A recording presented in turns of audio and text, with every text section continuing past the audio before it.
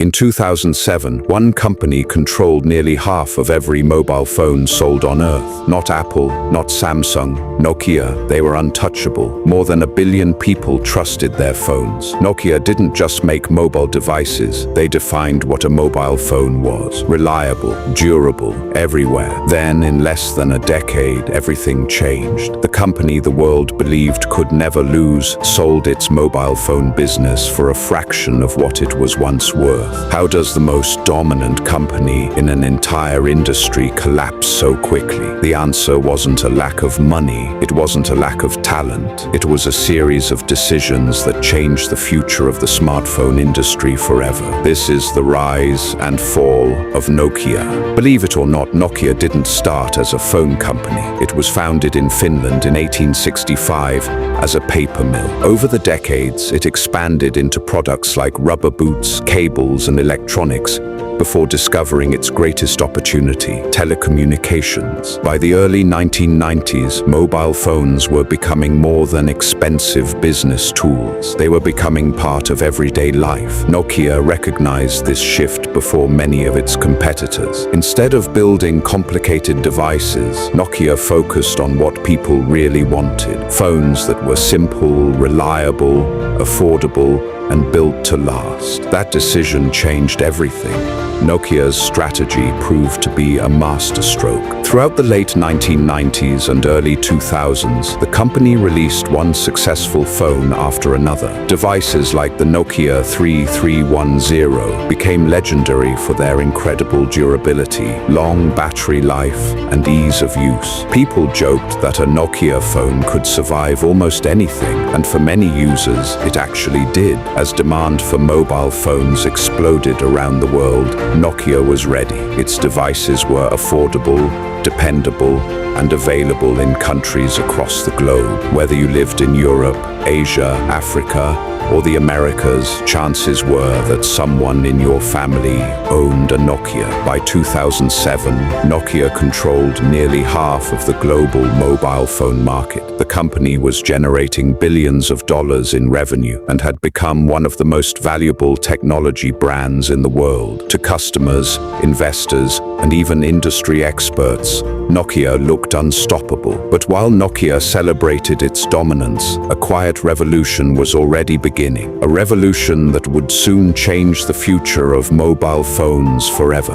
On January 9th, 2007, Apple changed the mobile phone industry forever. Standing on a stage in San Francisco, Steve Jobs introduced the first iPhone. It didn't have a physical keyboard. Instead, it featured a large touchscreen, a powerful web browser, and an entirely new way for people to interact with their phones. At first, many people, including some Nokia executives, weren't convinced. The iPhone was expensive and lacked features that were common on other phones. To Nokia, it didn't seem like a serious threat. But Apple wasn't just launching another phone, it was redefining what a smartphone could be. A year later, Google introduced Android, giving manufacturers like Samsung access to a modern smartphone operating system. Suddenly, the competition wasn't just about building better hardware. It was about software, apps, and creating an entire digital ecosystem. Nokia had built the world's best mobile phones, but the future was no longer about phones alone. It was about the experience they could deliver. Unfortunately, Nokia didn't adapt quickly enough. The company continued relying on its aging software,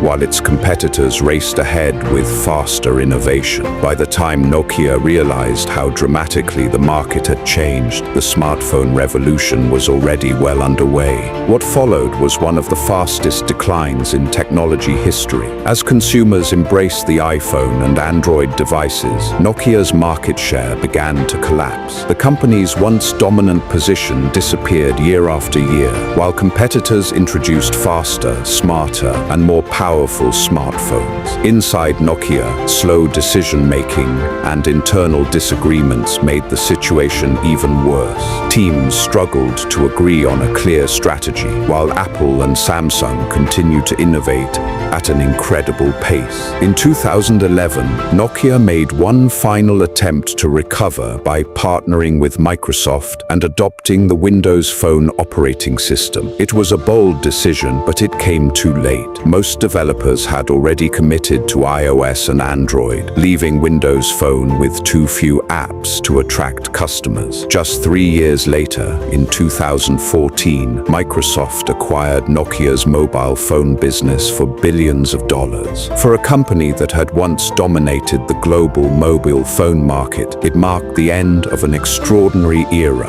A business that had ruled the industry for more than a decade had lost the very market it helped create.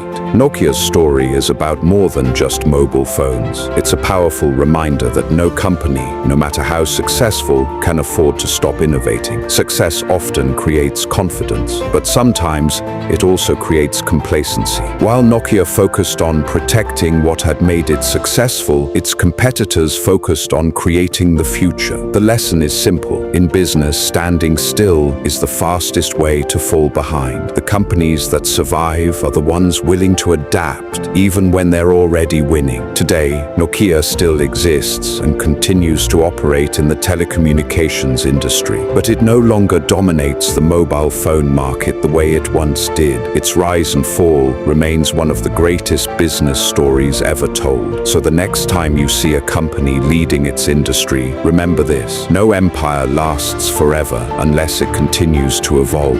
If you enjoyed this story, subscribe to Empire Explained for more documentaries uncovering the rise, fall, and hidden strategies of the world's biggest companies. Thanks for watching, and I'll see you in the next episode.